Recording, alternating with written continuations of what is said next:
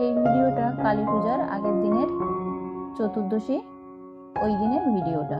নমস্কার, কেমন আছেন সবাই? আশা করছি সবাই খুব ভালো আছেন। আবারও চলে এসেছি একটা ভিডিও নিয়ে। চতুর্দশীর দিন 14 শাক খেতে হয় এবং 14 প্রদীপ জ্বালতে হয় সন্ধেবেলা। তার জন্য আমি এখানে শাক কিনে এনেছিলাম বাজার থেকে, 14 শাক। সেই শাকটাই রেসিপিটা বানাবো, নিরামিষ বানাবো। কড়াইতে তেল দিয়ে 2টো শুকনো লঙ্কা কেটে দিয়েছি, দিয়ে শাকগুলো তেলে দিয়ে দেবো। এই তেলটা দেখুন গরম হয়ে গেছে।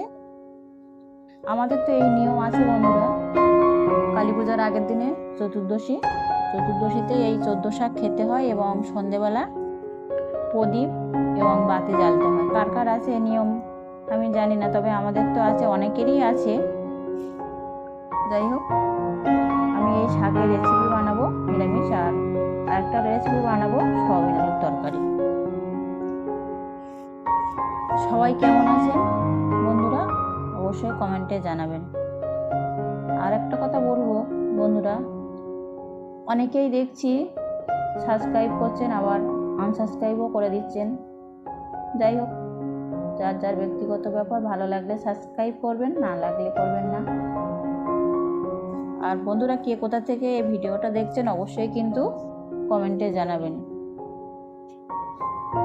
সকালবেলা শাকটা কিনে এনেছিল, আমি ভালো করে কেটেই এনেছিল, কারণ বাজারেতে এইভাবে কাটাই বিক্রি হচ্ছে, আর সবাই এই কাটা শাকই নিয়ে আসছে। যাই হোক, কমপ্লিট করে নিয়েছি শাকের রেসিপিটা বানিয়ে। এই যে দেখুন কত সুন্দর হয়েছে। যাই হোক, দুপুরে খাওয়া দাওয়া করে আমি ড্রেস ছেড়ে সন্ধেবেলা এই যে প্রদীপ জ্বালা শুরু করে দিয়েছি। প্রদীপটা সব জায়গায় বাড়ির চারিদিকে দিয়ে দেবো। যেহেতু আমরা ভাড়া বাড়িতে থাকি, তবুও যেখানটায় থাকতে হয় সেখানটাকে পরিষ্কার পরিচ্ছন্ন সব কিছু নিয়মকানুন পালন করতে হয়। আর দাদাভাইয়ের বাড়িতে থেকে ওনাদের আর কি এই তুলসী মঞ্চটা ওখানেও দিয়েছি, সমস্ত ঘরে দিয়েছি। আর বাড়িটা দেখুন লাইট দিয়ে কিন্তু সাজানো হয়েছে, দেখাচ্ছি আপনাদের পরে। তবে এই যে তুলসী মঞ্চে এখানে দিয়ে দিয়েছি। আর এই দেখুন বাড়িটাকেও কত সুন্দর করে লাইট দিয়ে সাজিয়েছি। এই কালী পূজার দিনে এই লাইটগুলো দিলে কি সুন্দর লাগে, তাই না? এখন সব বাড়িতেই তো এরকম চুনি লাইট দিয়ে সাজানো হয়। ভীষণ ভালো হয়েছিল লাইটটা দিয়ে সাজানো। আর তারপরে কালী পূজা তো হবেই, সব কিছু দেখাবো আপনাদের। যাই হোক, আজকের ভিডিওটা আর বেশি বড় করলাম না।